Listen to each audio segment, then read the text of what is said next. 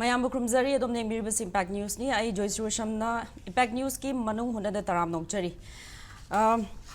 ngasi akhone puzerba topic asi beyond blame who will heal Manipur gi crisis asigi matang da political parties singi marakta blame game si adum akhona adum pauche da adum thengna duna adum leiri adi pressure party na paliba ruling party da criticized over hadi Manipur gi crisis asi handling zigi matang da pen da bafungdok pa adagi ruling party na zu moi side gi peace and normalcy progna ba kan honori haiba na chingba singo pakhum mayam blame game se adum akhoi tatna thingnei si na tabida Manipur da adagi akhoi northeast state especially Manipur yauna northeast state ta illegal immigrants sing influx of illegal immigrants sigi issue asigi mayokta ngarang dagi hongna nisona khongjing junction kare aduga hauze akhoi PR lengakna Manipur lairiba displaced persons sing handak chahi asigi December fawbada masa gi yumda hanjan hangani haibegi aduguma thajaba pibaga iroina na hojik ngasi governor Ajay Kumar Bhalana Churachandpur district ta mahaki anisuba khongchatta New Zealand Fai village hariba khul asida prefabricated houses amadi crèche center hangdokre sangakre hariba centers raised IDP chanirom laigani hari aduna lainga ki site gi di moi khongthang mayam paikhali habagi pauju mayam lei adugi mathakta Manipur da crisis tidi adum valley da leiba miyamna national highways da chatpa yadaba phawdok phajin tawba yadaba economy down oiba issue di mayam rum leiri aduna ngasi akhoi gi panel discussions raised akhoi political parties ki mihut oina pujarakle akhoi paliba ruling party gi side gi su ngasi gi discussion asida yawbina ba in haije khibani adubu ruling party gi side gi di amhobo yawraktre ngasi gi panel discussion asida saru gabiri ba akhoi gi guest na ahan bada ke right makta lengchin biri oza KSH Shanta secretary CPIM oza bataram nokchari May I tell the links in video Oza Rabi Khan, spokesperson MPCC. Oza Bosutaram Nokchari. And on my extreme right, links in video Oza Sapamcha Kangripal, RPIA Manipur Vice President. Oza Bosutaram Nokchari. Nasigi discussion Hogdokcha Basi Ahan Bada Oza Rabi Khan Lakchage main opponent or pressure group opposition party the Lebanina. Oza political blame games ngasi mokchudum thingne je BJP gi side tegi press meet ama thambal shanglenda pangthoki masreis da haibasi congress na hana pali balenga si da blame game tawraga dum leire aduna congress party na amuka hana lengak chem kani haibasi di moi nationalism gi duguma wakhalon chendri di masi lak kadau mande haina BJP gi vice president na maina phongdo ki balai khre loina na hozik EVM gi manipulation gi matang da atopa state sing da di mayam kano paper ballot tawgani haraga congress party na rule to riba state sing da di masigi matang da tumini lai thokpa sikum maji angpa fawi habegi mayam ma thokre ado khoi Manipur gi angle da pusanjarakpada hozi congress ki side gi zo dum pali balenga sreisa hozi ki Manipur crisis si loishna bagi thabok thoram yam zik pen de haibu kholaw je dum loudun lakli ozada gi khangjaning basi karigumba congress na rule toram bataragadi what is any concrete plan to resolve the crisis to rehabilitate the IDPs congress na rule toram bada lebak shanti oe sim ya badum khange sei tara manga rule toram bada Congress na Manipur da rule to bada Congress ki Manipur ki integrity kai gadoba Manipur bu macheta na thugai gadoba adugumba kanagumba particular community amagi association organization amagi demand da Congress na saugat khidabana Congress ki ibo bigi matamda Manipur thugai ge na to kangbu sing mai thiba pi ge sun khange Congress ki matamda Manipur People's Bill Manipur Miyam gi ngak sangai damukta bill hum pass torga thai bill hum tu da nuai taba thok thoki laiki daba mi yawi adu no compromise to khide congress ki matam da any section namatagi particular community amana natagan particular khungang amana congress ki mayokta na khoi toi doi na haiba leiti hojik कांग्रेसना ओइरगदी Congress की MLA हुम्फू की मनुंगदा कांग्रेस की MLA मंगा सी यामना शक्ति लई कांग्रेस की MLA मंगा ना president उन पाम बदगी ngasi प्रेसिडेंट उन थमख्रिबनी हैबसी बीजेपी की फॉर्मर मिनिस्टर मसाम हाइरिने अदुसु याम मरुओइबा मियमना अदुगा कांग्रेस ना शक्ति हेन लेरे सिमदि मोय यारे that means शक्ति लेबेसी कांग्रेस की मीसिंग सी कांग्रेस के एमएलए मंगा सी ना ngसाइगी मणिपुर अपुंबगी लोकसभा की सीट अनी खक लेबसिदा पुलब कांग्रेस ना पीखिबने सी कांग्रेस माय पानखिबने सी मसिना सु यारे हौगी प्यार सांग दलिसु कांग्रेस ना हेन बनाम तौरे अदो कांग्रेस ना लोइना ngame कांग्रेस शक्ति लेरादि बीजेपी नोय कैदौरिगी हाइबा वाहंगमा मयामना हंगनेयेबा सुम एमएलए ओइरगा वाना कांग्रेस बनाम तौबा एमएलए की चौकरीना बीजेपी अखोइना मसिंग यामी अखोइ नोंगता नोंग सरकार सेमगनी गाइना सुम गाइजबा सेक्शन खरा दगी हारे बीजेपी की एमएलए सिंगसी कांग्रेस ना शक्ति लेरे कांग्रेस ना गमारदि मोय सरकार फम थादु अने हाइबदा साइगे बीजेपी की एमएलए सिंगी मनुंग ओइरंबा याय तारेत निपाल का तामजी तरेत मुका लेपगा भोट काहौद्रबा निपालक सुदगा काबा याव एमएलए से फम थादु निंगोयबा मरमदि पुंसी तंखायना सुम लेपकपदा काखिबसे फम थादु मतम मागी पेंशन फंगोय एमएलए के तोलो फंगिदु फंगोइदोइनी एमएलए खुदुंग जाबा खरदु मांगदोइने अदुम बदु नोय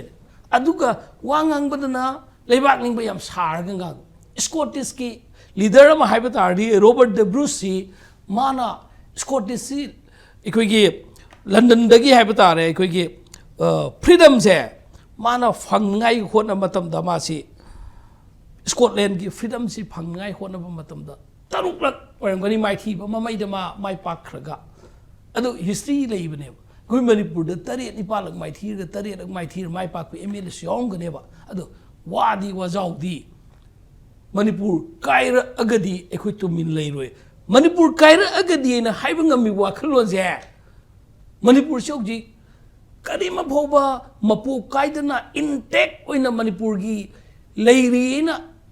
खनबिरिदो मणिपुर की दमकता खनबदा तुमगा लेबिबा एमएलए यावबा माले अना मणिपुर द करीगबा कांग्रेस ना लाकपा तारगदी कांग्रेस ना लाकपा तारगदी सुसोय जोइदना की कांग्रेस ता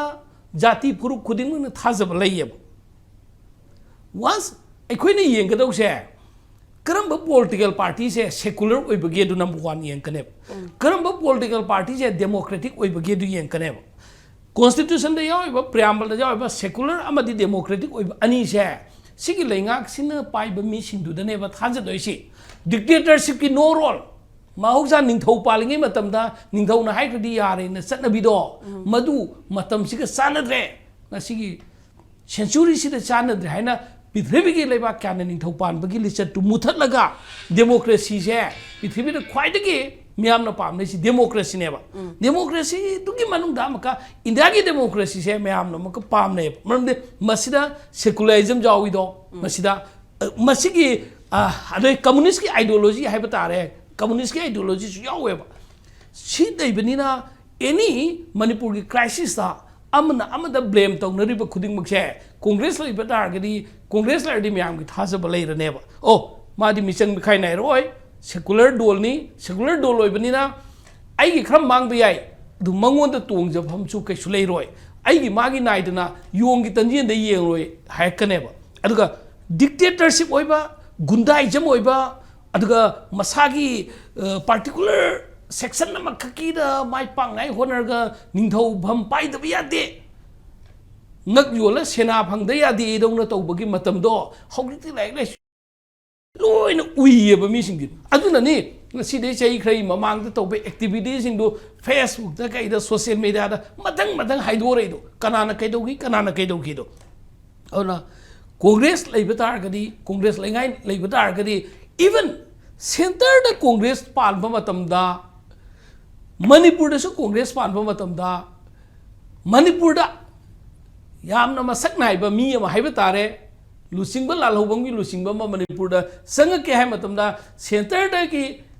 Minister of Home Affairs dagi Home Minister dagi Prime Minister dagi Manipur da sangal lo ay matamda no Manipur gi issue si Manipur gi problem sai khoi na khange khoi sangal lo ina lep khriba du ne ba Congress na ningan na adu gi level du leiba Congress ta ngasi still thajaba duna any community khaidana Congress ta vote piraga Congress ki vote MP ani ka ba sina proof tawi Congress la agadi sandi choi tanam ki la kani have si thamjake Ozana Takwibazi, Congress Party ki stand di Manipur ki integrity ki mamang de lep ki hozisidum lep ni haibani. The Ozada second question hangzagi. Oza hoziki displaced person ki more than 60,000 displaced or lady base. Mogi rehabilitation ki matang da hozik Congress ki side gi masi palibalenga sin locally ba khongthang myam ji yamna peningai oide habze tatna dum fonglop na dum lai adu ngasi akoina chayol khar gi mamang da Imphal West Imphal East da masa masa yum da hanjana bai damakta district administration na luching duna inspection satuna dum semlin sajin ba mayam hokre adu Churchanpur da zu ngasi maina IDP singi lepham mogi yum sabiba simazu mayam paikhalagli aduna masi peningai oidabra karigma peningai oidaba taragadi Congress Party ki side tagi kari road map leibage maduni khangjaning basi karigma power da leiba tardi exact road map to kamaina kano laigani just blame tawba khatang natawa or pass ki do khatang haiba natabida karamba road map na kamaina rehabilitate tawbani aikoina Congress na power pairagadi sumaina tawbani haibasi haujimak ki oina haibadadi khitang premature oibaina khalle maramdi power pairba sakti pairba matamdadi makhan khuding maki haidi community singi natragana masida involved toiba leader singdo fajana karamba level da no makoi convince orga masi ekoi leiminareba 1951 dagi natraga 1961 dagi leiminareba community sing leiminareba Manipur sarkar na su madu Manipur ki native ne lauthokraba masi singje ekoi hana convince to winaba bhap taminaba sange Manipur dagi aduga maruina center gi role sam ta karle center gi khut thijan basu tangai fadeba center gi intervention tangai fadeba ko ana center da hojik su leiba pochida BJP pangera ekoi center da Congress pangera any paning ba panchuno Manipur da if Congress na palak pa tar gadi sai gi hai basingje 1961 gi mamang da natraga 51 gi mamang da leiba community sing gi leader singje makoi sing gi phaminarga ekoi Manipur si sumaina hobinar pani Manipur ngak selak pani Manipur gi issue si hana ekoi sandainar matungda nakoi gi agenda taning bi agenda do mari leinaba law court ta satkera mari leinaba madu democratic oiba khong miyam gi right se tan bi yaba yam leiba ekoi phangoi da demand yam ta le ekoi khange Manipur da mapun sida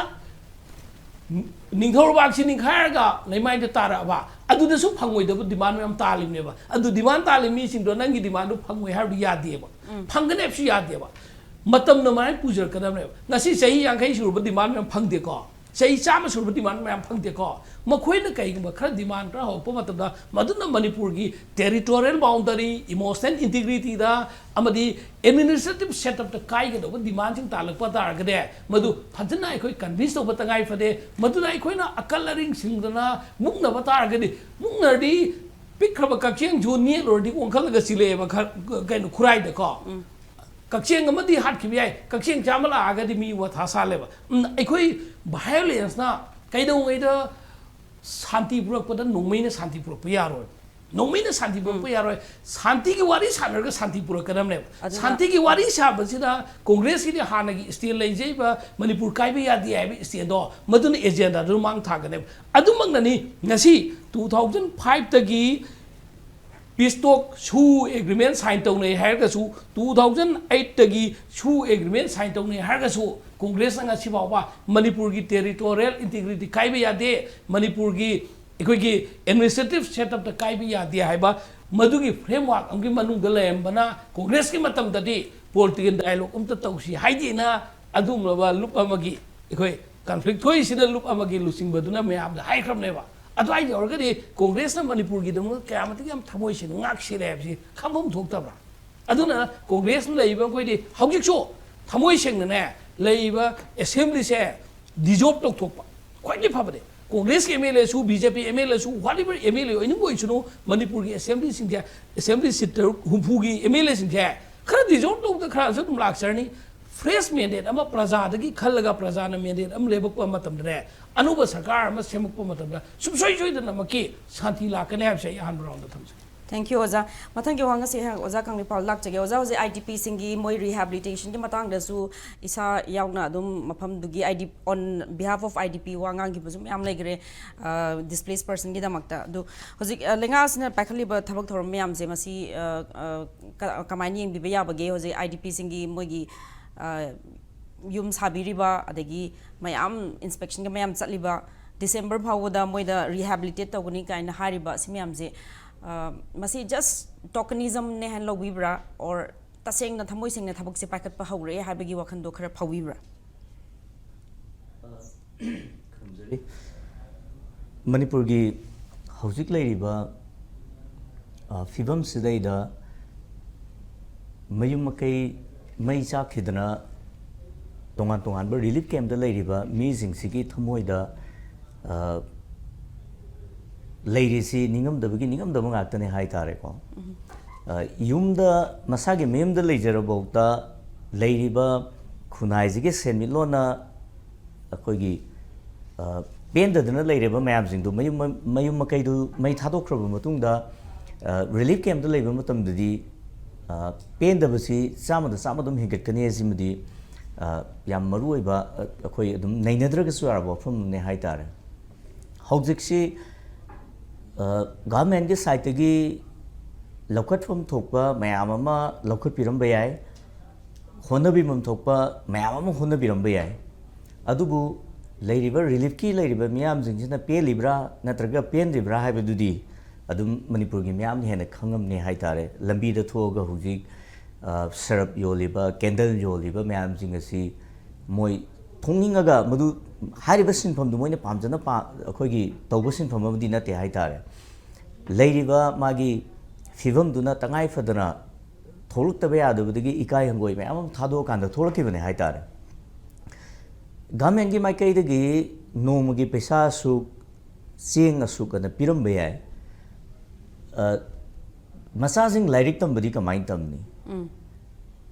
अदगी तोंगान तोंगान बस social कनो ma'am अम लेरी हाइतारे को तंगाई फदना तौदे यादबा लाना थोरमगी इपानगी लेरिबा ma'am जिंगसी बियार तौनबा मदु कनो तौनबा होनरकबा मतमददी लेंगान तौरिबदु कदाई बौ जोंना humanitarian crisis होइना अखोइना मसिदैदि येंगगजु कयाम यामना मदु resolve तौननबा होनरिगे हारगदी अदुसु याम questionable ओइ हाइतारे ngसाइगी सिगी relief सिगी खितंग नैनबदा याबा हाइतारे को 1971 दा मागी बांग्लादेश नेशनल लिबरेशन सिदैदा अखोइगी बांग्लादेशी मयाम अमा इंडिया दा चेंजलेबको सिगी चेंजल की बिजी असम त्रिपुरा वेस्ट बेंगल अदुगो तोंगा तोंगान बी इंडिया गे मफम जिंग दा थमगी मतम दु दैदा लेबा ngसाइगी रिलीफ की मागी मैनेजमेंट की बजट से मतम दु दैदा हाइतारे 300 crore हेले 1971 दगी ता 1972 बौता मोइन पिरमी बजट से सुकमति यामे 1971 गी मे की 16-17 अदवाइदा लोक सभा दा मतम दुगी प्राइम मिनिस्टर इंदिरा गांधी ना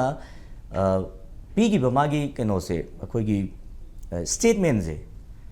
98 लाख कुंबा बांग्लादेशी चंगखी हाइदना इन्फ्लक्स से हाइदि रिफ्यूजी होइना को मदु ह्यूमैनिटेरियन क्राइसिस नि मतम दु दैदे चेंजलखी ना अखोई दुमाइना मागी कनो द पी हाइतारे स्टेटमेंट दा मदुगी बजेट अमजु उत्प मतम द 300 crore होइना 1971 दा लेगिबा बजेट तो 300 crore हेना पीगिबको हौजिक अखोइगी लेरिबा मणिपुरगी अखोइगी मयु मकै कनो तोरगा लेरिबा मी मसिंगजिगी मतुंगिना ngasiगी मतमदा थादरिबा बजेट सिंगसी कयाम यामना मरम चागे कयाम यामना मदुइदुना resolve तौब ngamgdage haidana amuge ngagadi adu chobo hangamneba aduna manipur gi tampak ta ngasi ngayok chokfu da leibadongna leiriba maitei sing haitare ko national highway da chalhan babauki madugi thakko pukhatpang amdadana leiba adugumba super power country magi management je mag honari baza masi tampaki leiriba miyam singsina pelam gadra pelam noidra asidi sisu achauwa ngamane haitare aduna hojik hona biriba punumaktu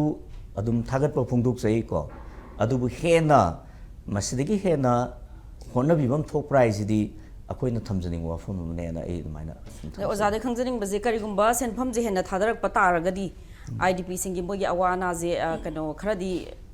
hena sen je hena thadahaning bagi wafamra sen kakinote masi magi political road map ama yamna clear oiba vision ama miyam da thambibam thoe hai tare ko si humanitarian crisis tadi BJP Congress adu da madugi thoidokna blame game je kaisu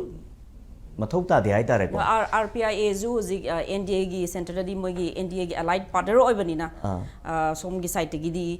party gi site gi di kari pressurize tawba si wafam yam je kano gi party gi leaders sing na di pukhat pibra admadu national gi thakta mogi tawum thokpa dum leiramni ko tawudu Manipur da di RPIC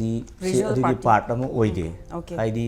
se kudu moine India block ta Congress ka Aam Aadmi party ga pulam bayai adubu Delhi gi election matam dadi Aam Aadmi party ga Congress ka dum punde sidi magi tongan process amane hai tare ko alliance ja West Bengal da Mamata Banerjee ga Congress ka punde natraga CPM ga adu tongan ba magi state level ki politics ama national level ki politics ama dum tongan na leini hai tare ko aina lakchani point di sidaida BJP Congress hunaba blame game natraga amaga hunaba ka shu thido haidi humanitarian crisis da di madu mathau ta deba political road map ama mayam punam ki mathau ta eba se khudam moina Congress ki ju BJP ki ju any political parties ingi Kangpokpi district committee di leram neba natraga Chuchampur district committee di leram neba ko peace process ma hause haragadi Congress manung da su madugi oiba peace process ma hogudum yaiba civil society organization mayam amana thadau ga Imphal jidai da wari sanaba yaragadi Congress manungi oiba natraga BJP gi manungi oiba natraga any political party gi manungi oiba di labor RPI gi di leite RPI si yam apikpa political party mani Imphal Valley da adubau to mapung phana kaino leibanati handak khaktang recognize to buni ko aduna leite leiragadi tawni hai tare ko adu peace process ma Manipur da yamna chapchaba tangdu leita ba mo porak se haragadi Congress ki judum to bibi ai ba Kangpokpi block leiramni Chuchampur block leiramni leiriba me amjing do Chuchampur gi leiriba Congress block committee duna natraga district committee duna Manipur gi ngoi kai bi aroi se Congress ki ju hand bir pe ai ba BJP ki ju hand bir pe ai blame to wi wari na te ko ai haijeri se peace process ma Manipur da tangdu leita ba mo porak se haragadi any angle dagi amagi government gi obe oidabe ai ngasi government na relief ki tawbe ai tawdabe ai adu akhoi gi lekai ni na tawde adabgi ri khoi dum honeri singai re haitare ne ko moi gi laik tambagi oigera khoi angam tawri khudamoi na Congress ki ju sunu gi lambi na khotra tawri si whole honeri be am jum ja loina mak thagani ngai oi haitare kanam to the blame to we wari na te natraga kanagum bu hulan be wari suna te ko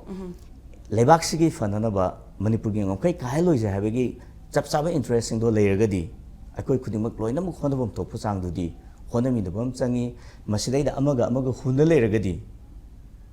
akoina pami ba apun bu du dai da achoba kairak pa madum soidan lakane hai beyond blame la se hai be wafam ni adai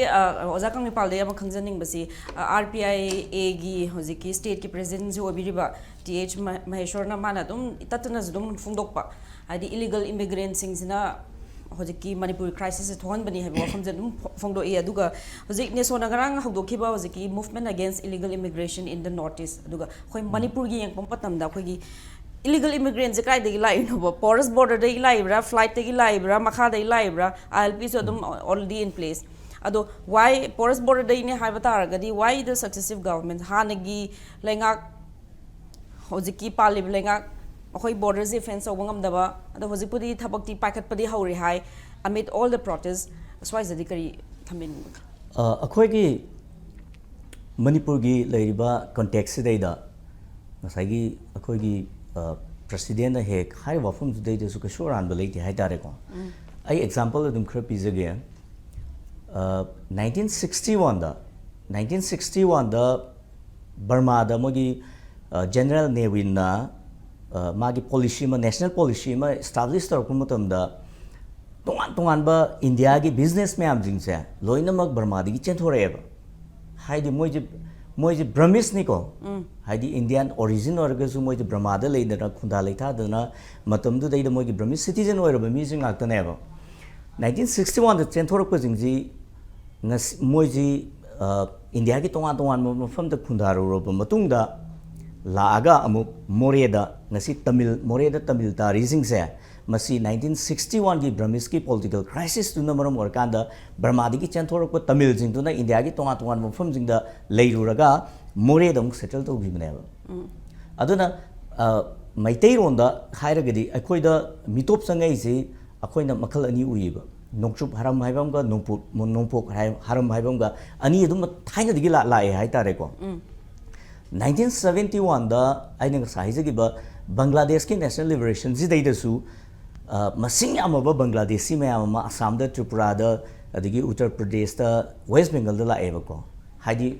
98 lakh tagi na 1 crore ro ki chang da Bangladeshi jing je chang ki 1972 da deport amuk to gi ha gi play adu kyamuk yam da deport to gi ke adu gi matung da Manipur da Bengali khul kara sunu de hekalak ki bra hekalak ta bra madu akoi hujik nei na bam change atopa point amana akoi gi poppy cultivation gi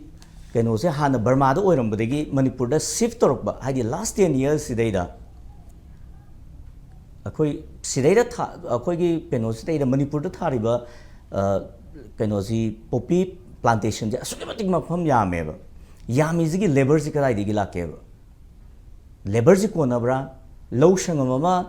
poppy cultivation to go matam da magi season agada labor je kya mathau tai adu aragati hariba poppy cultivation du dai da laiba labor jing je karai digi no hariba myam je karai da settle to gi si asukimatic myam am le ko atopa mana Burma gi ngasagi aina nongpok haram haije gi bido Burma gi ethnic magi kaino je dai da conflict dai da Manipur da kyamuk yamna changjal ki ge se akoi yamna maru oina thidok pam sang hai tare ne ko siguma myam am le bini na ngasi Manipur da thoiba akoi gi ngasi mak thoiba problem ji magi maru oiba maram dudi mitop miansa singaduna adum soidram ki oigani aisidi akoi kaishu yeneningai leite na ai doi da thamsani ngai haita Thank you Oza. Thank you Wahanga se ha Oza KSH Santa de lakchage Oza CPI pressure group CPIM very strong pressure group laborers ki ogera workers union ki ogera any issue lak matam da dum party gi mai ke de ge dum sarug yaraga solidarity je dum ulli aduna hojiki Manipur crisis days da khoina ayam bana haibasi illegal immigrants to khan bani haibagi wafam ji mayam je lak pada same question Oza da su khangjaning basi masi akhoi porous border sina oiba taraga di border fencing su loisan bangam daba chaina basu mayam lai bani na swise da di kamaina illegal immigrants sing je yengsilaga kamaina deport tawbagi wafam jila ka do ai di keno akhoi illegal immigrant sing je masina thon nate na haini man ga akhoi sasan phajana tongdabdagi akhoi yum da huram changan badagi akhoi yum je phajana ngak tabdagi immigration phajana tongdabdagi chang pane ba huran badu blame to ya pote huran dana ba akhoi na sum so phajana pai batai border ngak batai adu na te hoi to sidi yamna akhoi gi se aina ai je se Nepal se akhoi gi moi ba je akhoi party member yam phajana oirami akhoi P2P gi Nepal tin nei ne ba ana akhoi na sim yeng kan da akhoi dabi se se ikha huang ba se akhoi myam Congress hairo BJP hairo adagi CPI CPM hairo Manipur le CSU loi hairo akhoi Congress na paling matam da akhoi border fishing khabi yaro na hai ne akhoi thing haidra hoite adugi ma ukta ne ung lai sina mo adi matam sina mo border da thingjan na akhoi maitei sing pangan sing ma satok se ya ba se ba thingjan bi yaro chalal hai ne ba hoina mo BJP matam thing ai ne ba akhoi na yi matam du da yi madu sum doira akhoi na thingu do ꯍꯧꯖꯤꯛꯅ ꯑꯃꯨꯛ ꯉꯁꯥꯏꯒꯤ ꯀꯩꯅꯣꯁꯤꯅ ꯑꯃꯨꯛ ꯂꯥꯟꯗꯕ ꯍꯥꯏꯕꯗꯨꯅꯦꯕ ꯇꯧꯔꯛꯏꯁꯦ ꯑꯗꯨꯅ ꯑꯩꯈꯣꯏ ꯃꯇꯝꯁꯤꯗ ꯑꯩꯈꯣꯏꯅ ꯇꯧꯔꯤꯗꯤ ꯃꯁꯤ ꯁꯥꯁꯟ ꯐꯠꯇꯕꯩꯅꯦꯕ ꯑꯩꯈꯣꯏꯒꯤ ꯁꯤꯔꯤ ꯕꯦꯟ ꯆꯤꯡꯁꯦ ꯍꯦꯛ ꯑꯣꯏꯔꯛꯄꯒꯅꯦꯕ ꯏꯔꯥꯡ ꯂꯥꯛꯏꯕ ꯃꯅꯤꯄꯨꯔꯗ ꯇꯧꯔꯤꯕ ꯑꯩꯈꯣꯏ ꯀꯪꯒ꯭ꯔꯦꯁꯅ ꯐꯅꯌꯥꯝ ꯍꯣꯏ ꯃꯈꯣꯏꯗ ꯁꯥꯁꯟ ꯑꯃ ꯇꯧꯕ ꯍꯥꯏꯁꯦ ꯃꯥꯒꯤ ꯑꯔꯥꯟꯕ ꯁꯣꯏꯕ ꯈꯔ ꯃꯤꯅ ꯉꯥꯡꯅꯕ ꯂꯩ ꯑꯗꯨ ꯑꯣꯏꯔꯁꯨ ꯁ꯭ꯇꯦꯠ ꯁ꯭ꯄꯣꯟꯁꯔ ꯑꯩꯈꯣꯏ ꯇꯧꯔꯤꯕ ꯈꯣꯠꯂꯤꯕ ꯑꯩꯈꯣꯏ ꯏꯊꯤꯡ ꯚꯥꯏꯑꯣꯂꯦꯟꯁ ꯇꯧꯔꯤꯁꯤꯗꯤ ꯕꯤ ꯖꯦ ꯄꯤꯅ ꯄꯥꯜꯂꯤꯉꯩ ꯃꯇꯝ ꯇꯧꯍꯟꯕꯅꯦꯕ ꯍꯥꯏꯗꯤ ꯃꯃꯥꯡꯗ ꯚꯥꯏꯑꯣꯂꯦꯟꯁ ꯀꯌꯥꯝ ꯊꯣꯛꯈ꯭ꯔꯦ ꯃꯗꯨ ꯑꯩꯈꯣꯏꯒꯤ ꯅꯦꯁꯅꯦꯜ ꯂꯦꯚꯦꯜꯗ ꯌꯧꯗ꯭ꯔꯤꯉꯩꯗ ꯃꯅꯤꯄꯨꯔꯒꯤ ꯂꯦꯚꯦꯜꯗ ꯐꯅꯕ ꯇꯧꯕꯗꯨꯅꯦꯕ ꯁꯦ ꯃꯃꯥꯡꯗ ꯄꯥꯏꯇꯦꯒ ꯀꯨꯀꯤꯒ ꯈꯟꯅꯕꯁꯤꯗ ꯑꯗꯨꯝ ꯁꯦ ꯑꯩꯈꯣꯏꯒꯤ ꯄꯥꯕꯨꯡ ꯂꯤꯁꯥꯡꯅ ꯆꯤꯐ ꯃꯤꯅꯤꯁꯇꯔ ꯑꯣꯏꯔꯤꯉꯩꯁꯤꯗ ꯑꯩꯈꯣꯏ ꯆꯠꯂꯦꯕ ꯃꯇꯝꯗ ꯑꯩꯈꯣꯏꯒꯤ ꯖꯦ ꯀꯦ ꯄꯤꯂꯥꯏ ꯍꯣꯏ ꯌꯥꯎꯔꯒ ꯑꯩꯈꯣꯏꯁꯨ ꯑꯗꯨꯝ ꯋꯥ ꯉꯥꯡꯕ ꯑꯃ ꯆꯠꯂꯦꯕꯀꯣ ꯌꯥꯝ ꯊꯨꯅ ꯇꯧꯋꯦꯕ ꯑꯗꯒꯤ ꯑꯃꯨꯛ ꯑꯩꯈꯣꯏꯒꯤ ꯀꯨꯀꯤꯒ ꯑꯩꯈꯣꯏꯒꯤ ꯅꯥꯒꯥꯒ ꯍꯠꯅꯈꯤꯕ ꯃꯌꯥꯝ ꯑꯗꯨꯁꯨ ꯑꯩꯈꯣꯏꯒꯤ ꯇꯦꯛꯁꯀꯤ ꯃꯨꯟꯅꯕꯒꯤ ꯋꯥꯅꯤ ꯃꯇꯝꯗꯨꯗ ꯑꯩꯈꯣꯏ ꯑꯗꯨꯝ ꯈꯪꯉꯛꯄꯗ ꯑꯩꯈꯣꯏꯒꯤ ꯀꯔꯤꯒꯨꯝꯕ ꯑꯩꯈꯣꯏꯒꯤ ꯇ꯭ꯔꯥꯏꯕꯦꯜꯒꯤ ꯀꯩꯅꯣ ꯀꯥꯡꯕꯨ ꯑꯃꯅ ꯑꯇꯣꯞꯄ ꯇ꯭ꯔꯥꯏꯕꯦꯜ ꯑꯃꯗꯒꯤ ꯇꯦꯛꯁ ꯌꯥꯝ ꯂꯧꯕ ꯈꯣꯠꯄ ꯑꯗꯨꯒꯤ ꯃꯌꯥꯝꯗ ꯇꯧꯅꯈꯤꯕꯅꯦꯕ ꯑꯗꯨ ꯍꯣꯏ ꯁꯥꯡꯅ ꯆꯠꯊꯩ ꯍꯥꯏꯁꯤ ꯁ꯭ꯇꯦꯠ ꯂꯦꯚꯦꯜꯗ ꯅꯦꯁꯅꯦꯜ ꯂꯦꯚꯦꯜꯗ ꯄꯨꯈꯠꯈꯤꯗꯦꯕ ꯃꯣꯏ ꯈꯨꯡꯒꯪꯒꯤ ꯂꯦꯚꯦꯜꯗ ꯗꯤꯁꯇ꯭ꯔꯤꯛꯀꯤ ꯂꯦꯚꯦꯜꯗ ꯂꯩꯅꯈꯤꯕ ꯉꯥꯛꯇꯗꯅꯦꯕ ꯑꯗꯨꯅꯅꯤ ꯃꯇꯝꯗ ꯀꯨꯀꯤ ꯑꯁꯨꯛ ꯁꯤꯒꯤ ꯅꯥꯒꯥ ꯑꯁꯨꯛ ꯁꯤ ꯑꯩꯈꯣꯏ ꯈꯪꯗꯦ ꯍꯥꯏꯔꯤꯁꯤ ꯃꯔꯝꯗꯤ ꯃꯗꯨꯅ ꯁ꯭ꯇꯦꯠ ꯂꯦꯚꯦꯜꯗ ꯏꯐꯦꯛ ꯑꯣꯏꯈꯤꯗꯦꯕ ꯑꯗꯨꯒ ꯅꯦꯁꯅꯦꯜ ꯂꯦꯚꯦꯜ ꯑꯣꯏ ꯑꯗꯨꯒ ꯍꯟꯗꯛꯀꯤ ꯕꯤ ꯖꯦ ꯄꯤꯒꯤ ꯑꯩꯈꯣꯏꯒꯤ ꯁꯤꯔꯤ ꯕꯦꯟ ꯆꯤꯝꯁꯦ ꯑꯣꯏꯔꯒ ꯇꯧꯔꯤꯁꯤ ꯏꯟꯇꯔꯅꯦꯁꯅꯦꯜ ꯏꯁꯨꯅꯦꯕ ꯃꯥꯅ ꯑꯣꯏꯍꯜꯂꯛꯏꯁꯦ ꯃꯁꯤꯗ ꯀꯌꯥꯝ ꯋꯥꯍꯟꯒꯦꯗ ꯑꯩꯈꯣꯏꯅ ꯇꯧꯔꯤꯁꯦ ꯃꯩꯇꯩ ꯋꯥꯏ ꯄꯥꯡꯒꯟ ꯋꯥꯏ ꯅꯥꯒꯥ ꯋꯥꯏ ꯀꯨꯀꯤ ꯋꯥꯏ ꯋꯥꯗꯕ ꯑꯝꯇ ꯂꯩꯇꯦ ꯑꯗꯨꯅ ꯑꯩꯈꯣꯏꯅ ꯍꯦꯛ ꯇꯧꯕꯒ ꯑꯩꯈꯣই ꯕꯤ ꯖꯦ ꯄꯤꯅ ꯃꯄꯥꯟ ꯇꯧꯔꯤꯁꯦ ꯌꯦꯛꯅꯕ ꯑꯃ ꯁꯦꯝꯕ ꯃꯨꯁꯜꯃꯥꯟꯁꯤꯡꯁꯤ ꯌꯦꯛꯅꯕ ꯃꯨꯁꯜꯃꯥꯟꯅ ꯑꯦꯝ ꯄꯤ ꯑꯝꯇ ꯀꯥꯗꯕꯅꯤ ꯂꯣꯛ ꯁꯚꯥꯗ ꯀꯥꯕ꯭ꯔꯥꯅꯦ ꯃꯨꯁꯜꯃꯥꯟꯁꯤ ꯌꯦꯛꯅꯕ ꯑꯃ ꯁꯦꯝꯕꯅꯦꯕ ꯃꯅꯤꯄꯨꯔꯗꯅ ꯑꯃꯨꯛ ꯑꯩꯈꯣꯏ ꯕꯤ ꯖꯦ ꯄꯤꯅ ꯃꯈꯣꯏ ꯂꯨꯆꯤꯡꯕꯁꯤꯅ ꯃꯣꯏꯒꯤ ꯐꯦꯃꯤꯂꯤ ꯃꯤ ꯀꯥꯅꯅꯕ ꯌꯥꯅꯕ ꯇꯧꯔꯀꯥꯟꯗ ꯍꯥꯟꯅ ꯀꯨꯀꯤ ꯃꯌꯥꯝꯗꯣ ꯄꯨꯁꯤꯜꯍꯟꯈꯤꯕ ꯑꯗꯨꯒ ꯀꯨꯀꯤ ꯃꯌꯥꯝꯗꯣ ꯇꯧꯔꯒ ꯃꯣꯏꯅ ꯀꯥꯔ ꯃꯇꯨꯡꯗ ꯑꯩꯈꯣꯏꯒꯤ ꯑꯃꯨꯛ ꯑꯩꯈꯣꯏꯒꯤ ꯀꯩꯅꯣ ꯇꯧꯅꯕ ꯌꯦꯛꯅꯕ ꯑꯃ ꯁꯦꯝꯕ ꯁꯤꯅꯦꯕ ꯃꯣꯏꯅ ꯇꯧꯔꯤꯁꯦ ꯑꯗꯨꯅ ꯌꯦꯛꯅꯕ ꯁꯦꯝꯕꯁꯦ ꯃꯣꯏꯁꯦ ꯑꯥꯔ ꯑꯦꯁ ꯑꯦꯁꯅ ꯌꯥꯝ ꯍꯩꯌꯦꯕ ꯑꯗꯨꯅ ꯑꯥꯔ ꯑꯦꯁ ꯑꯦꯁꯀ ꯕꯤ ꯖꯦ ꯄꯤꯒ ꯇꯧꯔꯛꯏꯁꯦ ꯀꯩꯅꯣ ꯍꯥꯏꯕ ꯃꯇꯝꯗ ꯌꯦꯛꯅꯕ ꯁꯦꯝꯅꯕ ꯍꯣꯠꯅꯕꯗꯅꯦꯀꯣ ꯑꯩꯈꯣꯏꯅ ꯀꯩꯅꯣ ꯇꯧꯕꯗ ꯑꯩꯈꯣꯏꯒꯤ ꯃꯅꯤꯄꯨꯔ ꯍꯥꯏꯇꯥꯔꯦ ꯇ꯭ꯔꯥꯏꯕꯦꯜ ꯃꯁꯦꯟ ꯈꯠꯅꯍꯟꯅꯕ ꯍꯣꯠꯅꯕ ꯑꯗꯒꯤ ꯗꯤꯚꯥꯏꯠ ꯑꯦꯟ ꯔꯨꯜꯗꯣ ꯃꯈꯣꯏꯅ ꯕ꯭ꯔꯤꯇꯤꯁꯀꯤ ꯀꯩꯅꯣꯗꯒꯤ ꯇꯝꯍꯧꯕ ꯑꯗꯨꯅꯦꯕ ꯇꯧꯔꯛꯏꯁꯦ ꯑꯩꯈꯣꯏꯒꯤ ꯃꯩꯇꯩꯒ ꯄꯥꯡꯒꯟꯒ ꯈꯠꯅꯅꯕ ꯁꯤꯟꯕ ꯑꯗꯒꯤ ꯄꯥꯡꯒꯟꯒ ꯑꯩꯈꯣꯏꯒꯤ ꯅꯥꯒꯥꯒ ꯅꯨꯡꯁꯤꯅꯗꯕ ꯁꯤꯟꯕ ꯑꯗꯒꯤ ꯀꯨꯀꯤꯒ ꯑꯩꯈꯣꯏꯒꯤ ꯅꯥꯒꯥ ꯅꯨꯡꯁꯤꯅ ꯁꯤꯟꯕ ꯀꯨꯀꯤꯒꯤ ꯃꯩꯇꯩ ꯁꯤꯟꯕ ꯏꯚꯟ ꯍꯧꯖꯤꯛꯇꯤ ꯀꯨꯀꯤ ꯃꯔꯛꯇꯁꯨ ꯑꯃꯨꯛ ꯈꯔ ꯀꯩꯅꯣ ꯇꯧꯕ ꯍꯟꯗꯛꯀꯤ ꯋꯥꯔꯤ ꯁꯥꯏꯒꯗꯤ ꯑꯩꯈꯣꯏꯅ ꯁꯨꯝ ꯈꯟꯕꯗ ꯀꯨꯀꯤ ꯃꯔꯛꯇ ꯑꯃꯨꯛ ꯗꯤꯕꯤꯖꯟ ꯑꯃ ꯊꯣꯛꯄꯅꯦ ꯀꯨꯀꯤ ꯃꯔꯛꯇ ꯌꯥꯅꯅꯕ ꯀꯨꯀꯤ ꯑꯃꯠꯇ ꯑꯣꯏꯕ ꯀꯩꯅꯣ ꯇꯧꯅꯕ ꯍꯣꯠꯅꯗꯦꯕ ꯃꯔꯝꯗꯤ ꯁꯣꯝ ꯅꯥꯀꯟꯗ ꯑꯟꯗꯔꯂꯣꯟ ꯇꯧꯔꯤꯕꯅ ꯑꯃ ꯑꯟꯗꯔꯂꯣꯟ ꯇꯧꯗꯕ ꯀꯥꯡꯕꯨ ꯑꯃꯒ ꯋꯥꯔꯤ ꯁꯥꯟꯅꯕ ꯑꯗꯨꯅꯗꯤ ꯑꯩꯈꯣꯏꯅ ꯇꯧꯗꯧꯔꯤꯁꯤ ꯍꯣꯏ ꯑꯩꯈꯣꯏ ꯀꯩꯅꯣꯅꯕꯨꯗꯤ ꯀꯪꯂꯩꯄꯥꯛꯅꯕꯨꯗꯤ ꯐꯩ ꯍꯥꯏꯗꯣ ꯑꯇꯣꯞꯄ ꯑꯃꯗꯤ ꯐꯩ ꯑꯗꯨꯕꯨ ꯇꯁꯦꯡꯅ ꯃꯨꯚꯃꯦꯟꯗ ꯂꯩꯔꯤꯕ ꯑꯩꯈꯣꯏꯒꯤ ꯀꯨꯀꯤ ꯂꯨꯆꯤꯡꯕꯁꯤꯡꯗꯨꯒ ꯎꯅꯕ ꯅꯠꯇꯦꯕ ꯇꯧꯔꯤꯁꯦ ꯑꯗꯨꯅ ꯑꯩꯈꯣꯏꯅ ꯌꯦꯡꯕ ꯍꯧꯖꯤꯛ ꯇꯧꯔꯤꯁꯤꯗꯤ ꯑꯩꯈꯣই ꯕꯤ ꯖꯦ ꯄꯤꯅ ꯄꯥꯜꯂꯤꯉꯩ ꯁꯣꯏꯔꯛꯄꯁꯤꯅ ꯄꯤ ꯑꯥꯔꯒꯤ ꯂꯩꯕ ꯃꯇꯝꯁꯤꯐꯥꯎꯗ ꯑꯩꯈꯣꯏꯒꯤ ꯃꯗꯨꯒꯤ ꯄꯣꯂꯤꯁꯤꯁꯦ ꯁꯦꯝꯕ ꯁꯦ ꯁꯔꯀꯥꯔꯒꯤ ꯃꯇꯦꯡ ꯌꯥꯎꯗꯅ ꯑꯩꯈꯣꯏꯒꯤ ꯃꯄꯥꯟꯗꯒꯤ ꯗꯤꯜꯂꯤꯗꯒꯤ ꯑꯗꯒꯤ ꯅꯪꯒꯤ ꯒꯨꯋꯥꯍꯥꯇꯤꯗꯒꯤ ꯄꯥꯏꯔꯛꯄ ꯌꯥꯄꯣꯠꯇꯦ ꯄ꯭ꯔꯣꯇꯦꯛꯁꯟ ꯄꯤ ꯌꯥꯄꯣꯠꯇꯦꯕ ꯑꯩꯈꯣꯏꯒꯤ ꯏꯆꯤꯜ ꯏꯅꯥꯎ ꯁꯤ ꯑꯦꯁ ꯑꯣꯒꯤ ꯂꯨꯆꯤꯡꯕ ꯈꯔꯅ ꯃꯃꯥꯡꯗ ꯀꯨꯀꯤꯒ ꯋꯥꯔꯤ ꯁꯥꯟꯅꯅꯕ ꯍꯣꯠꯅꯕꯗ ꯃꯌꯨꯝ ꯃꯌꯨꯝ ꯆꯠꯇꯅ ꯊ꯭ꯔꯤꯠ ꯇꯧꯔꯤꯗꯨꯗꯤ ꯑꯩꯈꯣꯏꯅ ꯈꯪꯉꯦꯕ ꯇꯧꯗ꯭ꯔꯅꯦ ꯑꯩꯈꯣꯏꯒꯤ ꯃꯔꯨꯞ ꯃꯄꯥꯡ ꯌꯥꯎꯔꯤꯅꯦꯕ ꯃꯌꯨꯝꯗ ꯆꯠꯂꯒ ꯇꯟꯅ ꯇꯧꯔꯨꯕ ꯑꯃ ꯑꯗꯨꯅꯗꯤ ꯍꯧꯖꯤꯛꯀꯤ ꯑꯩꯈꯣꯏꯅ ꯁꯔꯀꯥꯔꯁꯤꯅ ꯃꯥꯒꯤ ꯑꯦꯗꯃꯤꯅꯤꯁꯇ꯭ꯔꯦꯁꯟ ꯐꯠꯇꯕꯩ ꯊꯣꯛꯂꯛꯄ ꯉꯥꯛꯇꯅꯦꯕ ꯁꯔꯀꯥꯔꯁꯤ ꯕꯤ ꯖꯦ ꯄꯤꯅ ꯄꯥꯏꯌꯨ ꯅꯠꯇ꯭ꯔꯒ ꯄꯤ ꯑꯥꯔ ꯂꯩꯌꯨ ꯑꯗꯨꯅꯦꯕ ꯑꯗꯨꯅ ꯑꯩꯈꯣꯏꯅ ꯇꯧꯗꯧꯔꯤꯗꯤ ꯍꯧꯖꯤꯛꯀꯤ ꯑꯃꯅ ꯑꯃꯨꯛ ꯉꯁꯤ ꯉꯔꯥꯡꯁꯦ ꯑꯩꯈꯣꯏꯒꯤ ꯕꯤ ꯖꯦ ꯄꯤꯒꯤ ꯂꯨꯆꯤꯡꯕ ꯍꯥꯟꯅꯁꯨ ꯃꯟꯇ꯭ꯔꯤ ꯑꯣꯏꯔꯝꯕ ꯑꯩꯈꯣꯏꯒꯤ ꯀꯩꯅꯣ ꯑꯃꯈꯛꯅ ꯑꯣꯅꯔꯦꯕꯜ ꯑꯃꯈꯛꯅ ꯌꯥꯝ ꯍꯥꯏꯔꯤꯑꯕ ꯃꯔꯝꯗꯤ ꯀꯪꯒ꯭ꯔꯦꯁꯅ ꯑꯩꯈꯣꯏꯒꯤ ꯄꯤ ꯑꯥꯔꯁꯤ ꯌꯥꯝ ꯄꯥꯝꯃꯦꯅ ꯀꯪꯒ꯭ꯔꯦꯁꯀꯤ ꯀꯥꯡꯕꯨ ꯂꯨꯆꯤꯡꯕꯁꯤꯡꯗꯤ ꯑꯩꯈꯣꯏꯗꯤ ꯁꯥꯎꯔꯤꯕꯅꯦ ꯃꯣꯏꯗꯤ ꯄꯤ ꯑꯥꯔ ꯁꯨꯡꯍꯥꯏ ꯍꯥꯏꯗꯦ ꯃꯣꯏꯗꯤ ꯁꯦ ꯑꯩꯈꯣꯏꯒꯤ ꯑꯍꯜ ꯑꯣꯏꯔꯤꯕ ꯑꯩꯈꯣꯏ ꯍꯥꯟꯅ ꯃꯨꯈ꯭ꯌ ꯃꯟꯇ꯭ꯔꯤ ꯏꯕꯣꯕꯤꯁꯤꯅ ꯍꯥꯏꯔꯤꯅꯦꯕ ꯕꯤ ꯖꯦ ꯄꯤꯗ ꯑꯩꯈꯣꯏ ꯁꯔꯀꯥꯔ ꯁꯦꯝꯍꯜꯂꯣꯏꯅ ꯃꯣꯏ ꯂꯨꯆꯤꯡꯕꯗꯤ ꯈꯟꯕ ꯉꯝꯗꯦ ꯂꯨꯆꯤꯡꯕ ꯈꯟꯗꯅ ꯀꯅꯥ ꯆꯤꯡꯁꯦ ꯑꯣꯏꯗꯣꯏꯅꯣꯕ ꯑꯗꯨꯅ ꯍꯥꯏꯅꯩꯌꯦꯕ ꯑꯩꯈꯣꯏ ꯃꯩꯇꯩꯗ ꯅꯤꯡꯊꯧ ꯄꯥꯟꯗꯕ ꯂꯩꯕꯥꯛꯇ ꯂꯩꯔꯤꯅꯣꯅ ꯑꯩꯈꯣꯏꯒꯤ ꯂꯨꯆꯤꯡꯕ ꯈꯟꯕ ꯉꯝꯗꯕ ꯀꯪꯒ꯭ꯔꯦꯁꯀꯤ ꯂꯨꯆꯤꯡꯕ ꯑꯃ ꯂꯩꯖꯩꯀꯣ ꯑꯩꯈꯣꯏꯒꯤ ꯂꯨꯆꯤꯡꯕ ꯑꯃ ꯂꯩꯖꯩꯀꯣ ꯕꯤ ꯖꯦ ꯄꯤꯒꯤ ꯂꯦꯖꯤꯁꯂꯦꯆꯔꯒꯤ ꯂꯨꯆꯤꯡꯕ ꯀꯅꯥ ꯑꯣꯏꯒꯦꯁꯦ ꯈꯪꯕ꯭ꯔꯥ ꯍꯥꯏꯕ ꯁꯔꯀꯥꯔ ꯁꯦꯝꯕ ꯉꯝꯗ꯭ꯔꯤꯁꯤ ꯃꯈꯣꯏꯅ ꯁꯦꯝꯗꯕꯗꯒꯤ ꯑꯣꯔꯥꯁꯨ ꯑꯣꯏꯍꯜꯂꯛꯏꯁꯦ ꯃꯈꯣꯏꯒꯤ ꯑꯦꯗꯃꯤꯅꯤꯁꯇ꯭ꯔꯦꯁꯟꯅꯦꯕ ꯑꯗꯨꯒ ꯃꯈꯣꯏꯒꯤ ꯃꯁꯦꯟꯗꯁꯨ ꯃꯈꯣꯏ ꯕ꯭ꯌꯨꯔꯣꯀ꯭ꯔꯦꯠ ꯑꯣꯐꯤꯁꯥꯔꯁꯤꯡ ꯑꯁꯤꯒ ꯕꯤ ꯖꯦ ꯄꯤꯒꯤ ꯍꯥꯟꯅ ꯂꯩꯔꯝꯃꯤꯕ ꯑꯩꯈꯣꯏꯒꯤ ꯃꯟꯇ꯭ꯔꯤ ꯑꯣꯏꯔꯝꯕꯁꯤꯡ ꯑꯃꯒ ꯃꯥꯟꯅꯗꯦꯕ ꯃꯈꯣꯏ ꯃꯁꯦꯟꯁꯨ ꯕ꯭ꯂꯦꯝ ꯇꯧꯅ ꯂꯩꯌꯦꯕ ꯕ꯭ꯂꯦꯝꯁꯦ ꯀꯪꯒ꯭ꯔꯦꯁꯀ ꯕꯤ ꯖꯦ ꯄꯤꯒ ꯇꯧꯅꯕꯁꯤꯗꯤ ꯌꯥꯝ ꯄꯤꯛꯈ꯭ꯔꯕ ꯀꯩꯅꯣꯅꯦꯕ ꯂꯩꯔꯝ ꯇꯥꯔꯁꯨ ꯂꯩꯇꯦꯅ ꯈꯜꯂꯤ ꯑꯗꯨ ꯑꯩꯅ ꯌꯦꯡꯕꯗꯗꯤ ꯕꯤ ꯖꯦ ꯄꯤ ꯃꯅꯨꯡꯗ ꯃꯈꯣꯏꯒꯤ ꯂꯨꯆꯤꯡꯕ ꯑꯣꯏꯅꯤꯡꯕꯁꯤꯡꯁꯦ ꯃꯁꯤꯅ ꯇꯧꯅꯔꯤꯕ ꯕ꯭ꯂꯦꯝ ꯇꯧꯅꯔꯤꯁꯤ ꯑꯁꯨꯛꯀꯤ ꯃꯇꯤꯛ ꯌꯥꯝꯈ꯭ꯔꯦꯕ aduna masi mayam je ni sumubda ai imungi keno je akoi hana madu akoi ngathok akoi ai yulona ba da akoi ma phatta bani ama mani haina taina ba je masidi BJP and makoi ideological guru oiba makoi gi keno sing je masi ne khale ba aduna de oja hoje ke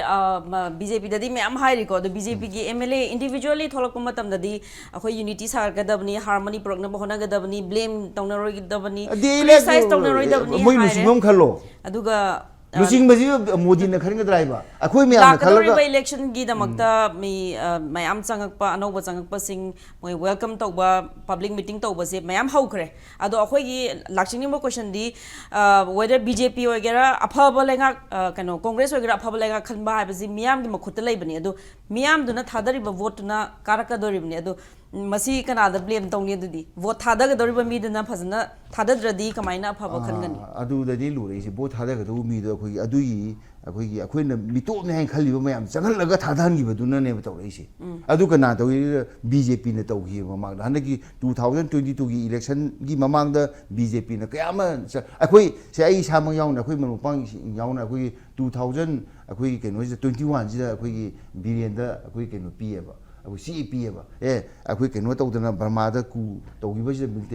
military, a quick Kunta Lak, what's the immigrant Kala, a quick Manure, Mercedes, Santos Pieva. I'm the quick Unan of Haiti. I'm officially paying CJ. I couldn't never bail do the king ever Mawanda. Bill King by quick Unan of the dog driver. I do not have the man at Topa, Kanakana, no to hide of Mika, Nangi, home was a Aina Harakanda, Ayu Wise Hanaba, Quiggy, Kanoga, Rabi Wise Hanaba, Aina Harakanda, Ayu Wise Hanaba, Kalipan Wise had Shia driver. I couldn't Bill King already, Bill King by me Wise and Donatro. I do a Miss Hagimang Diva. Aina Kanogi, Nitain and the Rayimang Diva. Aina Nasigi, Governor Palazman, the Home Secretary Weaver, my Mamang Diva. I do Aina, but I'm doing Nagi Deca, Quiggy intelligence, who you with my Mamang Diva, a queen of Kanogi, who's labor, Nankari. Luina having Madame the Makulu be in this, however. Luridi, a quick BJP losing the BJP never Lalidi. Makoy Tabak present of Gumdo. I don't know, a queen yen, she could even a queen higher kanda, a queen device and a go table. A queen and Haisi, Nagi, Bamagi, the Ilapa, military junta,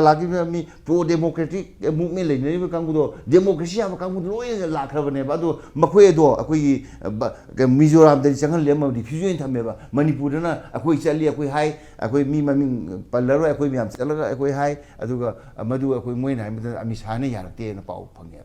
Matam Sagar Paminaba, as over losing BJP in the Sagar Piper, as over Jimma Disneyber, a Miss Hannah, Tawunu High, Mating Pigano High. A quiggy, Mate, your way out, Rocky, Barmagi, democracy, Matam, Mate, you see now. Mate, Miss Gieva, Kanipan Siba Yaldana. She gave a Monday the Kaidamama. A queen, do the Loina, Yumlona, but the water, Colomadu Cesale, Silak by Hinam Seleni, Madudaway, Kumaito, a quick Piraga, Maku Kandoga, I got Pirama, Muhalangibi, Farkanda, Amatanate, and Louis Silakodo, a Miss Hana Yade. Quay Matthias Pidre, a Zangan the Sacra Mamatore, Parek or Mamatore, Hana di Makuju, shelter Peter's Hana, Honor Aduna, BJP central policy, Adu Manipuri, Pataba, Manipur Sakai, Matam, Luciman policy, Edo, Maduna never, when immigrant can look at a quick time, the Murray, Makui Masai, no Silakuna, Bombard, Tauri, a quick border, a quick hanging to Gaiva. I will more the Tauri, more, sorry, Tamu, the Tauri, none of Mam Tauri, more in the moon looks Loxen there, the young Kang Jam, a queen of my Tona, I know Matam Hangeva Misada. Mr. Quiggy Misha, no way military, a way Huntagi, Matung Sida, India, Gomegi, Myanmar police again, lady however. Mokoina policy, the same than Myanmar is Myanmar, Myanmar is Maitei, Myanmar is a quiggy cookie, Myanmar is Naga, and Myanmar is Myanmar Quina. Makoy policy same the never. Might out the police, Luridi, policy maker, Miam, so you never. She did some Jamba, a quiggy immigrant Cursilam Bia, a quiggy Simanga Tarakun, Kutasilam Bia, a quigma to high never. I do high and never never. A quiggy, certain a quiggy, Matamada military no journalist, near quiggy can Zanellis, I'm for the queen of Madu, Torga, Didi the Tadokieva, very hard, you know. Journalist ꯃꯌꯥꯝ ꯍꯤꯡꯕ ꯉꯝꯅ ꯆꯦꯜꯂꯛꯄ ꯃꯇꯝꯗ ꯅꯈꯣꯏꯅ ꯆꯦꯜꯂꯁꯨ ꯑꯃ ꯊꯥꯔꯨꯗꯧꯔꯤꯅꯦꯕ ꯁꯦ ꯑꯩꯈꯣꯏꯒꯤ ꯃꯃꯥꯡꯗ ꯑꯩꯈꯣꯏꯒꯤ ꯃꯔꯨꯞ ꯍꯥꯏꯇꯥꯔꯦ ꯑꯩꯈꯣꯏꯒꯤ ꯃꯇꯝ ꯑꯗꯨꯒꯤ ꯌꯨ ꯑꯦꯟ ꯑꯦꯐ ꯆꯤꯌꯥꯔꯃꯦꯟ ꯑꯣꯏꯔꯝꯕ ꯑꯩꯈꯣꯏꯒꯤ ꯌꯥꯝꯕꯨꯡ ꯑꯩꯈꯣꯏꯒꯤ ꯃꯦꯒꯦꯟꯁꯦ ꯐꯥꯏ ꯀꯗꯥꯏꯗꯩꯅꯣ ꯈꯪꯗꯦ ꯚꯥꯔꯠ ꯁꯔꯀꯥꯔꯅ ꯍꯥꯏꯗꯣꯛꯇꯦ ꯑꯁꯦꯡꯕꯗꯤ ꯀꯩꯅꯣꯗꯤ ꯐꯥꯕ ꯃꯥ ꯐꯥꯕ ꯃꯇꯝꯗ ꯑꯩꯈꯣꯏ ꯃꯌꯥꯝ ꯆꯪꯗꯅ ꯀꯃꯦꯟꯅꯔ ꯍꯣꯏ ꯑꯩꯈꯣꯏ ꯃꯌꯥꯝ ꯇꯧꯗꯅ ꯀꯟꯅ ꯍꯥꯏꯅꯗꯅ ꯑꯗꯒꯤ ꯃꯅꯤꯄꯨꯔꯗ ꯃꯨꯞꯃꯦꯟ ꯁꯥꯒꯠꯂꯦꯕ ꯑꯩꯈꯣꯏꯒꯤ ꯑꯦꯝ ꯗꯤ ꯌꯨꯗ ꯀꯩꯗ ꯑꯩꯈꯣꯏꯒꯤ ꯄꯤꯄꯜꯁꯀꯤ ꯃꯤꯇꯤꯡꯒ ꯇꯧꯗꯅ ꯑꯗꯨꯃꯥꯏꯅ ꯇꯧꯗꯅ ꯑꯩꯈꯣꯏ ꯃꯇꯦꯡ ꯄꯥꯡꯗꯧꯔꯤꯅꯦꯕ ꯁꯤꯗꯤ ꯍ꯭ꯌꯨꯃꯦꯅꯤꯇꯦꯔꯤꯌꯥꯟ ꯃꯇꯦꯡꯅꯦꯕ ꯑꯗꯨ ꯕꯔꯃꯥꯒꯤ ꯂꯥꯟꯗꯒꯤ ꯆꯦꯜꯂꯛꯄ ꯃꯌꯥꯝꯗꯨꯕꯨ ꯑꯩꯈꯣꯏ ꯅꯪꯒꯤ ꯁꯔꯀꯥꯔ ꯄꯥꯏꯔꯤꯕ ꯁꯤꯒꯤ ꯀꯥꯡꯕꯨꯅ ꯑꯝꯇ ꯆꯪꯍꯜꯂꯣꯏꯗꯤ ꯀꯃꯥꯏꯅ ꯇꯧꯗꯣꯏꯅꯣ ꯑꯁꯣꯝꯅ ꯅꯣꯡꯃꯩ ꯀꯥꯞꯇꯅ ꯇꯥꯜꯂꯛꯑꯦ ꯆꯦꯜꯂꯗꯤ ꯑꯩꯈꯣꯏ ꯀꯩꯅꯣ ꯇꯧ ꯇꯥꯔꯦ ꯑꯩꯈꯣꯏꯅ ꯑꯩꯈꯣꯏ ꯀꯩꯅꯣ ꯅꯣꯏ ꯑꯩꯈꯣꯏꯗꯤ ꯁꯤ ꯕꯤ ꯑꯦꯁ ꯁꯤꯒꯤ ꯁꯥꯇ꯭ꯔꯅꯤ ꯇꯝꯃꯛꯇꯦ ꯑꯗꯨꯒ ꯕꯣꯔꯗꯀꯤꯗꯗꯤ ꯅꯣꯏ ꯇꯝꯃꯛꯑꯦꯕ ꯑꯩꯈꯣꯏꯒꯤ ꯃꯃꯥꯅ ꯃꯆꯥ ꯍꯥꯠꯄ ꯃꯤꯗꯨ ꯀꯟꯈꯤꯕꯒꯤ ꯋꯥꯔꯤ ꯌꯥꯎꯔꯤꯑꯕ ꯌꯥꯎꯗ꯭ꯔꯅꯤ ꯑꯗꯨꯒꯤ ꯋꯥꯈꯜꯗꯨ ꯂꯣꯏ ꯀꯥꯎꯔꯒ ꯂꯥꯏꯔꯤꯛ ꯍꯩꯇꯕ ꯑꯩꯈꯣꯏꯒꯤ ꯁꯔꯀꯥꯔ ꯄꯥꯏꯕꯗꯧꯅ ꯑꯩꯈꯣꯏꯒꯤ ꯃꯥꯒꯤ ꯃꯅꯨꯡ ꯂꯩꯔꯀꯥꯟꯗ ꯑꯩꯈꯣꯏꯒꯤ ꯃꯤ ꯑꯃꯗ ꯆꯩꯕꯒꯤ ꯕꯤꯍꯦꯕ ꯇꯧꯋꯦ ꯑꯗꯨꯅ ꯑꯩꯈꯣꯏꯅ ꯌꯦꯡꯗꯧꯔꯤꯗꯤ ꯍꯣꯏ ꯂꯥꯟꯅ ꯆꯪꯉꯛꯈꯤꯕ ꯀꯥꯡꯕꯨꯗꯣ ꯃꯐꯝ ꯃꯇꯝ ꯆꯥꯅ ꯃꯗꯨ ꯈꯟꯗꯣꯛꯍꯜꯍꯟꯈꯤꯗꯧꯅꯤ ꯑꯗꯨꯃ ꯌꯥꯏ ꯀꯔꯤ ꯌꯥꯔꯣꯏꯗꯣꯏꯅꯣ ꯀꯪꯄꯥ ꯅꯠꯇ꯭ꯔꯅꯦ ꯑꯩꯈꯣꯏ ꯈꯟꯗꯣꯛꯀꯗꯧꯕꯅꯦꯕ ꯍꯜꯍꯟꯈꯤꯗꯧꯅꯦꯕ ꯑꯗꯨ ꯇꯟꯖꯥ ꯆꯥꯗ꯭ꯔꯤꯉꯩꯗ ꯃꯤꯒꯤ ꯃꯩ ꯆꯥꯛꯏꯉꯩꯗ ꯅꯪ ꯑꯩꯈꯣꯏ ꯌꯨꯝꯗ ꯆꯪꯉꯛꯄ ꯌꯥꯔꯣꯏ ꯅꯪ ꯑꯆꯥꯛꯄ ꯌꯨꯝꯗꯨꯗ ꯂꯪꯁꯤꯜꯂ ꯍꯥꯠꯀꯗꯥ ꯍꯥꯏꯕ ꯑꯩꯈꯣꯏꯅ ꯑꯗꯨꯅ ꯂꯨꯔꯤꯗꯤ ꯄꯣꯂꯤꯁꯤ ꯁꯦꯝꯕ ꯍꯥꯏꯕꯁꯦ ꯄꯣꯂꯤꯁꯤ ꯃꯦꯀꯔ ꯍꯥꯏꯕꯁꯦ ꯑꯗꯨꯅꯦ ꯄꯣꯂꯤꯁꯤ ꯃꯦꯀꯔꯁꯦ ꯀꯌꯥꯃꯨꯛ ꯁꯣꯏꯒꯦ ꯑꯗꯨ ꯑꯩꯈꯣꯏ ꯃꯣꯏꯒꯤ ꯂꯨꯆꯤꯡꯕ ꯑꯃ ꯈꯟꯕ ꯉꯝꯗꯕꯗꯩꯅꯦ ꯑꯩꯈꯣꯏ ꯁꯤꯁꯦ ꯀꯅꯥꯅ ꯑꯣꯏꯔꯒꯦꯅꯦ ꯃꯈꯣꯏ ꯂꯥꯎꯊꯣꯛꯈ꯭ꯔꯕ ꯍꯥꯏꯕ ꯑꯩꯈꯣꯏ ꯆꯍꯤ 2 ꯍꯦꯜꯂꯦꯗꯅꯀꯣ ꯅꯠꯇ꯭ꯔꯒ ꯑꯩꯈꯣꯏꯒꯤ ꯐꯦꯕꯋꯥꯔꯤꯗꯅꯤ ꯄꯤ ꯑꯥꯔ ꯂꯩꯈꯤꯕꯗꯣ ꯑꯗꯨꯒꯤ ꯃꯇꯨꯡꯗ ꯃꯣꯏ ꯁꯤꯃ ꯂꯨꯆꯤꯡꯕ ꯈꯜꯂꯦ ꯂꯨꯆꯤꯡꯕ ꯁꯤꯜꯂꯦ ꯂꯥꯎꯊꯣꯛꯈ꯭ꯔꯕ꯭ꯔꯥ ꯍꯥꯏꯕ ꯂꯥꯎꯕ ꯉꯝꯃꯣꯏ ꯃꯔꯝꯗꯤ ꯇꯧꯁꯟꯅꯕ ꯃꯔꯩꯕꯥꯛ ꯅꯤꯕ ꯉꯥꯛꯇꯅꯦꯕ ꯃꯣꯏ ꯃꯌꯥꯝꯁꯦ ꯃꯈꯣꯏ ꯃꯁꯦꯟꯁꯨ ꯑꯩꯈꯣꯏ 10 ꯂꯩꯔꯀꯥꯟꯗ ꯑꯩꯈꯣꯏ 10ꯒꯤ ꯂꯨꯆꯤꯡꯕ ꯑꯃ ꯈꯟꯕ ꯉꯝꯗ꯭ꯔꯗꯤ ꯁꯦ ꯑꯩꯈꯣꯏꯒꯤ ꯂꯥꯟꯕ ꯆꯨꯝꯕ ꯈꯪꯗꯦ ꯑꯩꯈꯣꯏꯒꯤ ꯂꯨꯆꯤꯡꯕ ꯑꯃ ꯂꯩꯖꯩ ꯀꯪꯒ꯭ꯔꯦꯁꯀꯤ ꯂꯨꯆꯤꯡꯕ ꯂꯩꯖꯩ ꯑꯗꯨꯒ ꯑꯩꯈꯣꯏꯒꯤ ꯀꯪꯂꯩꯄꯥꯟ ꯍꯣꯏꯒꯤꯁꯨ ꯑꯩꯈꯣꯏ ꯃꯍꯦꯁ ꯈꯜꯂꯤꯗꯅ ꯑꯗꯨꯃꯥꯏꯅ ꯇꯧꯗꯅ ꯂꯦꯖꯤꯁꯂꯦꯇꯤꯚ ꯄꯥꯔꯇꯤꯒꯤ ꯂꯨꯆꯤꯡꯕꯁꯦ ꯈꯟꯒꯗꯧꯅꯦꯕ ꯃꯈꯣꯏꯒꯤ ꯂꯦꯖꯤꯁꯂꯦꯇꯤꯚ ꯄꯥꯔꯇꯤ ꯂꯨꯆꯤꯡꯕꯗꯤ ꯈꯟꯗꯅ ꯁꯦ ꯑꯩꯈꯣꯏꯒꯤ ꯀꯩꯅꯣꯒꯤ ꯂꯩ NPPꯒꯤ ꯂꯩ ꯃꯣꯏ ꯇꯔꯨꯛ ꯂꯩꯕ꯭ꯔꯥ ꯑꯃꯠꯇ ꯂꯩꯕ꯭ꯔꯥ ꯑꯩꯈꯣꯏꯒꯤ ꯀꯩꯅꯣꯁꯤ ꯅꯔꯨꯜ ꯍꯁꯟꯁꯤ ꯈꯜꯂꯦꯕ ꯑꯃꯠꯇ ꯑꯣꯏꯔꯁꯨ ꯑꯃꯠꯇ ꯑꯗꯨ ꯃꯈꯣꯏ ꯂꯦꯖꯤꯁꯂꯦꯇꯤꯚ ꯄꯥꯔꯇꯤ ꯂꯨꯆꯤꯡꯕꯁꯤ ꯈꯜꯂꯀꯥꯟꯗ ꯊꯕꯛꯇꯨ ꯇꯧꯔꯒ ꯃꯗꯨ ꯄ꯭ꯔꯖꯥ ꯂꯥꯎꯊꯣꯛꯀꯗ ꯑꯗꯨ ꯅꯠꯇꯅ ꯑꯩꯈꯣꯏ ꯕ꯭ꯂꯦꯝꯗꯨ ꯃꯈꯣꯏꯒꯤ ꯃꯔꯛꯇ ꯌꯥꯅꯗꯕ ꯃꯌꯥꯝꯗꯣ ꯏꯃꯤꯒ꯭ꯔꯦꯟꯗ ꯁꯨꯝ ꯌꯥꯅꯕ꯭ꯔꯥ ꯍꯥꯏꯕ ꯑꯩꯈꯣꯏꯒꯤ ꯚꯥꯔꯠꯇ BJPꯅ ꯇꯧꯔꯤꯕ RSSꯅ ꯇꯧꯔꯤꯕ ꯄꯥꯡꯒꯜꯗ ꯁꯨꯝ ꯇꯥꯏꯅꯕꯁꯤ ꯌꯥꯒꯗ꯭ꯔꯥ ꯍꯥꯏꯕ ꯄꯥꯡꯒꯜꯒꯤ ꯃꯁꯖꯤꯠ ꯈꯨꯗꯤꯡꯃꯛꯁꯦ ꯊꯥꯏꯅ ꯃꯟꯗꯤ ꯑꯣꯏꯔꯝꯃꯤ ꯊꯨꯒꯥꯏꯅꯤ ꯍꯥꯏꯕꯒꯤ ꯀꯩꯅꯣꯁꯤ ꯑꯗꯨꯅ ꯌꯥꯒꯗ꯭ꯔꯥ ꯍꯥꯏꯕ ꯑꯗꯨꯅꯦ ꯃꯣꯏꯅ ꯇꯧꯔꯤ ꯌꯦꯛꯅꯕ ꯑꯃ ꯁꯦꯝꯕ ꯀꯅꯥꯗꯅꯣ ꯑꯃ ꯌꯦꯛꯅꯕ ꯑꯃ ꯁꯦꯝꯕ ꯂꯥꯁꯇꯗꯤ ꯃꯈꯣꯏꯅ ꯁꯦꯝꯃꯛꯀꯗꯣꯏ BJPꯅꯀꯣ ꯃꯩꯇꯩꯗꯤ ꯌꯦꯡꯅꯕ ꯁꯦꯝꯃꯛꯀꯗꯧꯕ ꯃꯥꯜꯂꯛꯑꯦꯕ ꯑꯩꯈꯣꯏꯗꯤ ꯃꯩꯇꯩ ꯍꯧꯖꯤꯛ ꯃꯩꯇꯩ ꯃꯔꯨꯞꯀꯤ ꯑꯩꯈꯣꯏ ꯂꯣꯀꯦꯜꯒꯤ ꯁꯅꯥꯃꯍꯤꯁꯦ ꯌꯥꯝ ꯀꯟꯈꯠꯂꯛꯑꯦꯅ ꯑꯗꯨꯅ ꯑꯩꯈꯣꯏ ꯆꯦꯛꯁꯤꯟꯕ ꯇꯥꯏꯌꯦꯕ BJPꯗꯒꯤ ꯑꯩ ꯃꯁꯤ ꯍꯥꯏꯖꯒꯦ